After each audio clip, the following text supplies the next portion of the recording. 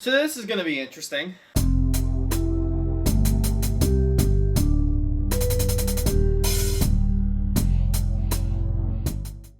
buddy, it's been a while since we did one of these. I know. We've never done one of these. It's been a No. while since I did a video with you. Yeah. Wanna get Harvard? Oh, that was a good smell.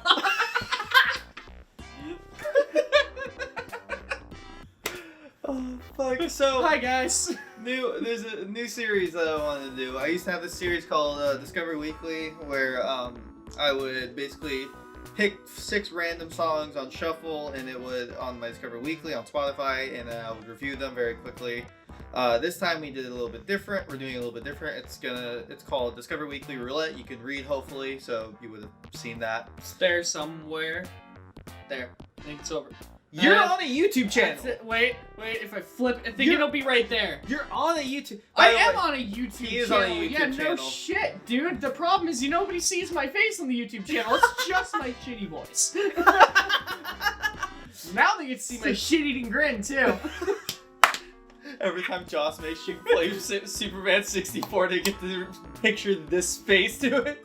Of me. Yeah, I was beat red in the face and angry. Anyway. So, he is on a Let's Play channel called Retro Bros. If you want to go give them love, I also work for them. I edit for them and stuff. So, if you want to go give us some love for Let's Plays and shit like that. So yeah, basically we're gonna have this. We're gonna have the songs written down. There's 30 songs in every Discover Weekly. So I'm gonna roll a D20 and a D10 in a dice tray, and I'm gonna pick songs with the rolls. That's the whole thing. So now let's jump to the dice camera where you just get to see my shitty dice. Woo, we'll see you there. Let's see what these dice tell us to do. Okay, 4 plus 6, so a 10. So we are going to be listening. This is heaven and I die for it, American Pleasure Club. Hell yeah. Now you roll another 10 and we have to listen to it and review it twice. Oh no. Oh god, no. Okay, 5 and 1, so 6. Chroma. Mount Eddie. Those are all words. Aw, Necrogoblicon was on that list. It is on this list. Okay, 12, 1, so 13. Acid Green by Daybreak. I love Daybreak. Fuck this shit! Take on Me by Captain Chaz. Oh. I can't wait to see if this is just a cover or an actual song. I hope it's a super fucking smooth cover. Right? Honestly. Hopes, dude. Honestly. I Killed Arbor Day for You by Pacini's Pizza. Panucci's Pizza? Panucci's Pizza. 22. Infrared by Mad. So now we'll switch over to the other camera. Alright, let's go ahead and listen to them, guys.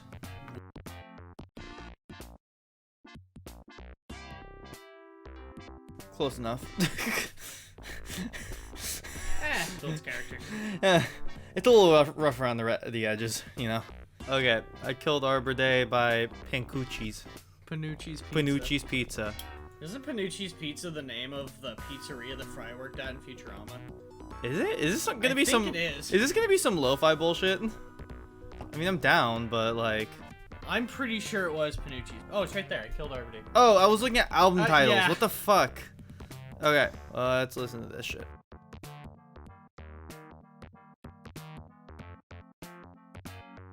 Huh. That was alright. Yeah, It was alright. that was a solid song. Yeah. That was a really long pop punk song. Yeah. Yeah, that's... I think that's why most pop punk songs are like 3 minutes. Yeah, because you kind of just start. No offense, but you kind of start losing interest. It just makes me zone. Yeah. Alright. here we go. Yes. Alright. Captain Jazz. Show me what you got.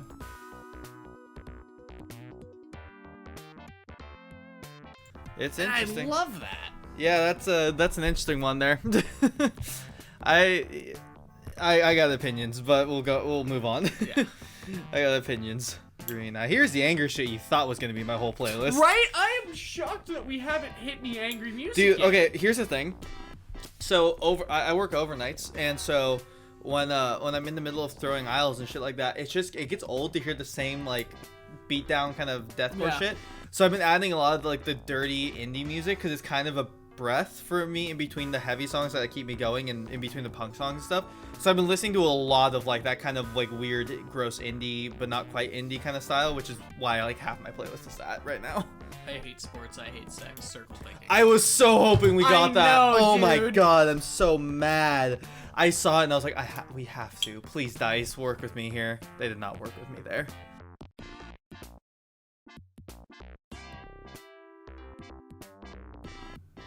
God, I love that. That was super good. Yeah.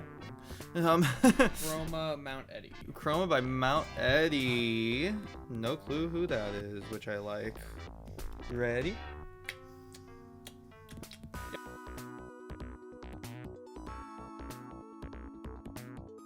Don't hate it. I didn't hate it at all. I was like, I think I wasn't here like around minute 2. Yeah. I was like, Yeah. okay, is this just gonna keep doing this? Yeah, exactly. The longer it did. went on, it got better. It did. It did just keep kind of jumping out of genres. Yeah. But, like, It kind of had like no direction, which I wasn't a fan of, but like. it was kind of what I always want jam bands to be, but never are. Yeah, true. All right. You ready? I was thinking. Yeah.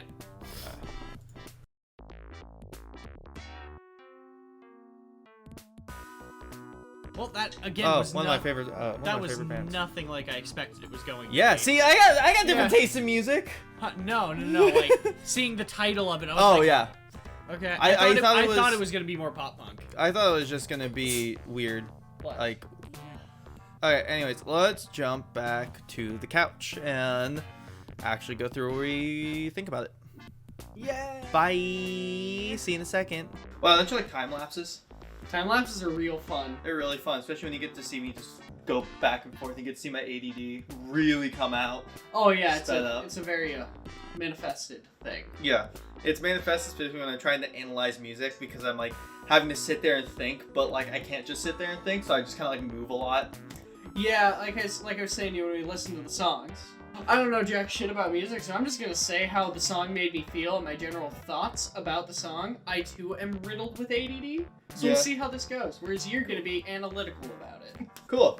Alright, so we have some notes on our phones. God, we're the younger generation or whatever they say. I need a phone. I can't operate. I cannot read book, it must be on screen. What is book? Why would I use book? I can read on my phone.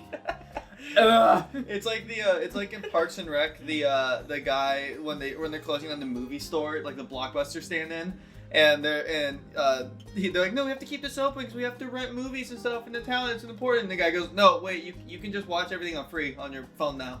Like everything's free now. And they keep kicking him out of the courtroom or whatever. Yeah. They're trying to save the business. Cause like, no, that's free online. You can just find it online. I'm watching Avengers right now. Okay, so the first song we had was Infrared by Mad. It is like indie punk, indie, but like punk inspired. Like there's a lot of like kind of scratchiness to it, and there's a lot of kind of noise you would hear from like feedback and stuff like that, and a lot of scratching on the nylon. Not nylon. What the fuck is it? Not nickel either. It's the yellow ones on the guitar. I don't know shit about guitars. You asked the wrong person. Fuck. buddy. The yellow ones that have like the kind of ridges on it that you would usually pick scratch. They do a lot of that, but the instrumental is all like kind of more simple. It's definitely a simpler kind of song, and in terms of like instrumental and stuff like that. But I kind of think it aids. If it was a bit more complicated, I think that honestly it would be a little less enjoyable. I think personally it fits better to be simpler. It's also like in that weird in between lo-fi and hi-fi. Like it's not super well produced, but it's not like potato quality. So it's just kind of like let's say it's like mango quality. Berry quality. Fair. Berry quality. Berries, because they're better than potato, but they're not quite like candy quality. Like just like hi-fi. If you're going on a like margin of sweetness, that makes sense. I get where you're coming from. Yeah. So I thought that like the like bass riff that maintained throughout that entire song really stood out. yeah, I did too. It was really good bass riff. They Same- had some interesting stuff. Same with the like I said, the scratchiness and the singer's voice. It matched it perfectly. Yeah. It kept The on singer brand was with the great. message. Yeah. Whatever the fuck he said, couldn't tell you, but it matched. You know? Yeah, it was good. Like honestly, I really liked it. My only really thing that I would say about this band that was bad is that the guitars might be a bit too high up in the mix. It might just I think the high end of the guitar kind of like peaked above everything else. in the mix, and that was kind of annoying. But otherwise, the song was great. The band was great. They had a great synergy. The lyrics were really authentic and well written, I think. Yeah, I liked it. I really liked it. Her voice was great. I just thought the whole first band was great. For sure. Next song was "I Killed Arbor Day for You" by Panucci's Pizza. Holy shit! Can you say pop punk? Right? I don't know what Holy else to say about shit. it. It's a solid pop punk song. It's a pop punk song. It's a pop punk song, which means it's pretty much replaceable with any other pop punk song. But it was. Don't get me wrong, it was good. Have you heard Blink-182? Take Tom DeLonge out, and that's kind of what you got. A little bit, yeah. Yeah, it's fine. Like, it's not really anything new or exciting. It's kind of generic, but it's not bad. You know, like, if it came up in my shuffle, I probably wouldn't skip it most of the time. That being said, I love pop punk. Yeah, I'm down with some pop punk. It's just, for me, you kind of have to be really interesting. Like, Tiny Moving Parts is a great example of a pop punk band that's, like, really interesting and cool. It's something I'm really into, but, like I'm gonna get one of their album covers, like, tattooed on me. Like, they're really good. Tiny Moving Parts. But Panucci's Pizza, they're alright. They're not bad by any means, but they're not exactly something super interesting. They just kind of are. They're just a pop punk. I will say band. they were a bit more on the punk side than the pop side. They did have some interesting stuff. They were definitely more like 90s pop punk, where it's kind of... For sure. Yeah, it was like early Green Day kind of stuff. But a little bit more complicated, too. They had some, like, weird add-in riffs, like the kind of, like, accented riffs, you know? Yeah. You know, it was also, like, a 5-minute song, too. Yeah, which is really weird for pop punk, because pop punk usually, it's about, like, 3 minutes. Yeah, it was definitely, like, had, like, an emo twinge to it, a little bit. Like, a little emo twinge to it. As like, vocally all good pop punk should. Yeah. And it was fine. It was fine. Yeah. It was fine. What I wrote about this song was, I don't know what to say other than I love it. It's a masterpiece. Everyone should listen to it. And Tucker was right. Where the fuck did that piano come from? Can you cut in the footage of that? Yeah, I mean, I can't play it, but yeah, like, oh my god. So, the song is Take On Me by Captain Jazz. It was so good, dude. It was so good. It's a cover, you know, of... That was a Ha, right? Yeah, it was Take On Me by A-ha. Take On Me by Ha. Like, and it's a cover, so I was immediately like, oh god. Because everyone and their mom has done a cover of Take On Me, and some of them are really good, like NSP's cover of Take On Me, really good. And then some of them were like karaoke bar cover range of it. This was somewhere in between, I think. No, because like you were saying, it's kind of like it's kind of like noise, right? It wasn't full noise by any means, but like it was a punk band who kind of ironically, I think, did a cover of Take On Me, because they knew they couldn't hit the 2, right? Yeah. They knew they couldn't hit it. They couldn't hit the high notes. But by God did they try every time. And it was kind of endearing in that manner. Yeah, like the first time I heard it, I laughed, and then I was like, oh, they're still going for it. Yeah, no, that's respectable. Yeah, all I wrote, here's my exact notes. It's a cover. I'm just so confused. This is a lot. They did not hit the notes. I mean, like, it's more indie-inspired punk, I guess. They sound like Walmart early Modest Mouse. If any of you have heard the Lonely West Coast, that album, which is a great album, you know exactly what that sound is. But oh my, it's endearing. It's not like, it's kind of ironically bad, if you know what I mean. Like, they definitely didn't try to hit the notes. They definitely didn't try to exactly do exactly what it did. They kind of just got in the ballpark of what Take On Me sounds like. Also, where the fuck did that piano come from? Where the fuck did that piano come from? It was just generic, like, grungy punk sound, and then out of nowhere it was just piano. And then it was there for like 3 seconds, and then was gone. Showed up one other time for like 3 seconds, and then was gone. And it was like, what?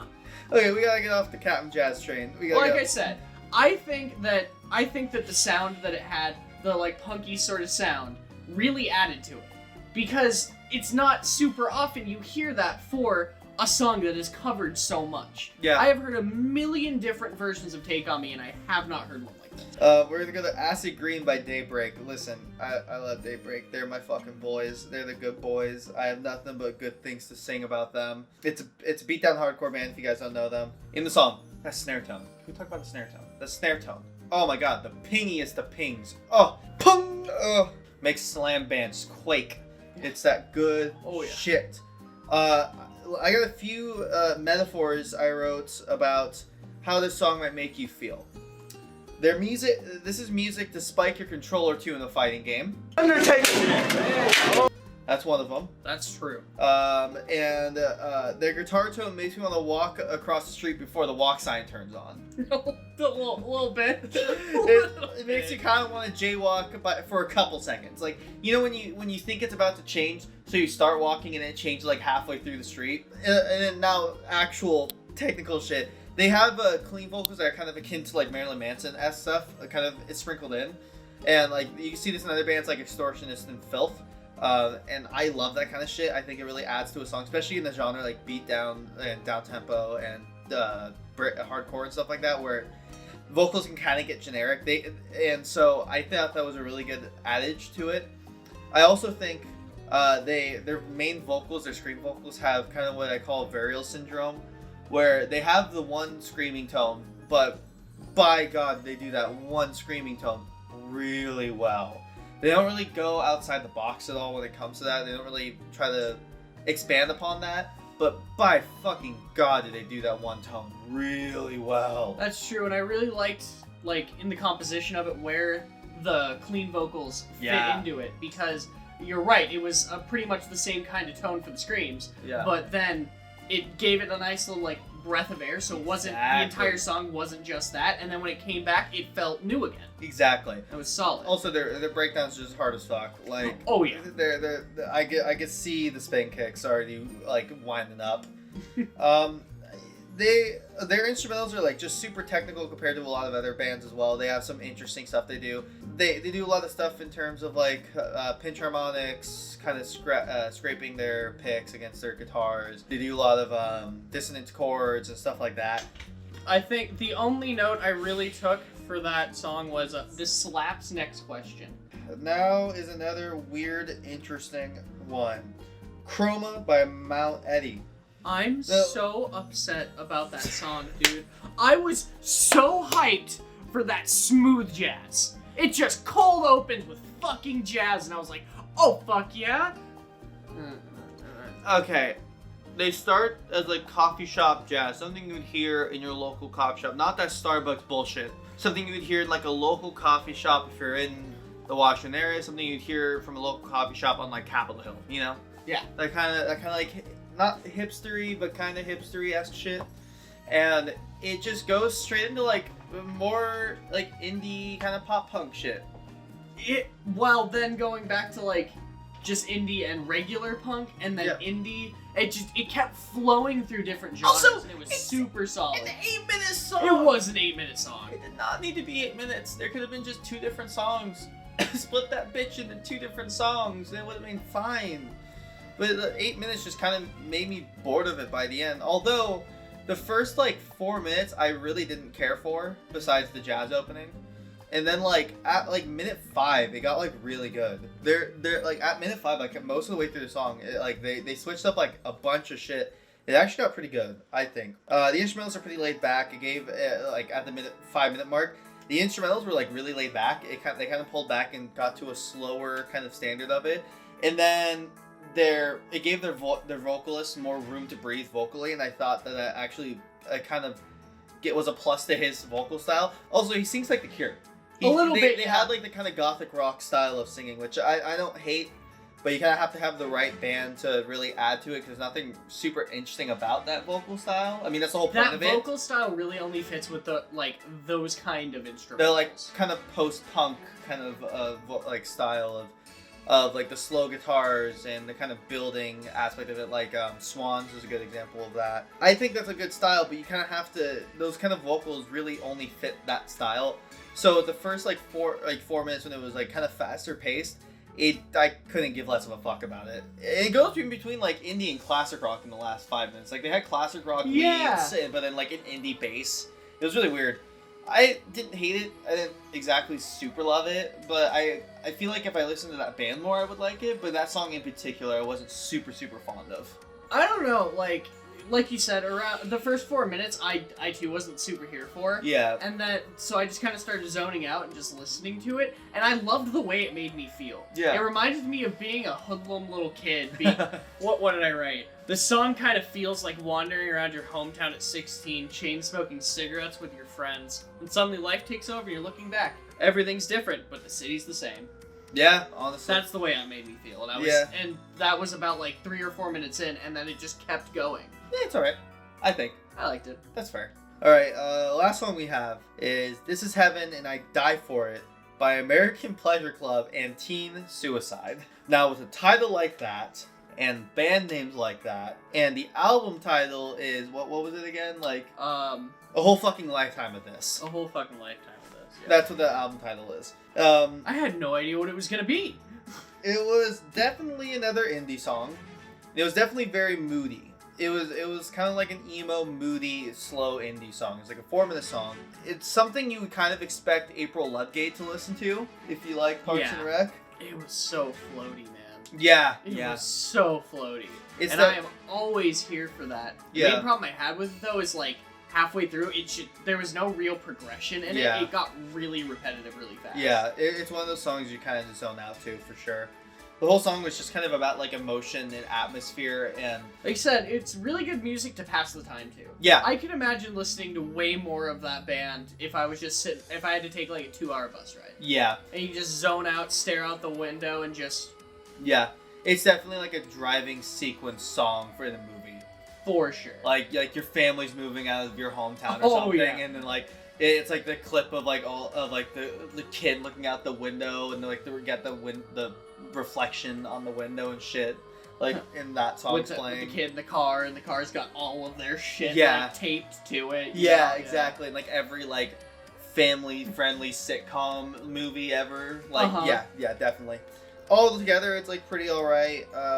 I think the lyrics are good. I like the lyrics the most, probably, out of the whole song. Otherwise, it was just kind of alright. Yeah, just kind of alright. It was good. It was an alright song. This week is a lot of... It's alright. There was not a bad song in there. No. It's just, some of them were... The only thing I guess you could argue it being bad is Captain Jazz if you're not really into that kind of music. You have to be into a specific kind of music to be able to get down with it. But, like, otherwise, it's alright. It's alright. Yeah, it's alright. That's the title of the video. It's alright. It's alright. It's alright. It's alright. That's this whole week. It's alright. It's alright. It's alright. So, thank you guys for watching. If you want to subscribe to me, you can subscribe. I have a whole backlog of videos you can watch if you're interested. Go like the video if you like this kind of trend and you want to see me keep doing this kind of stuff. I really enjoy it. And if you would like to tell me something about these bands, because I have no knowledge about any of these bands except for Daybreak, please go tell me more about these bands so I can get more into them, or maybe I missed something about them or misinterpreted something about them. Please let me know. Share this video with your friend if you want your friend to yell at me as well. And if you like Kyle's commentary, he hosts a gaming channel with our good friend Paturtle. And you can go catch them talking about video game bullshit, talking about their day-to-day life. A lot of reading erotic fan fiction has been what the Let's Play channel has turned into. I'm so sorry, Tucker. Unfortunately, it's just so funny. That's a word for it. That's what you say, man. It's not even me. I know. Yeah. Anyways, I'm Kyle. Thanks for enduring me. Anyways, thank you guys for watching. Bye. I hope you discover some new music today. Have a good one. Bye. Okay.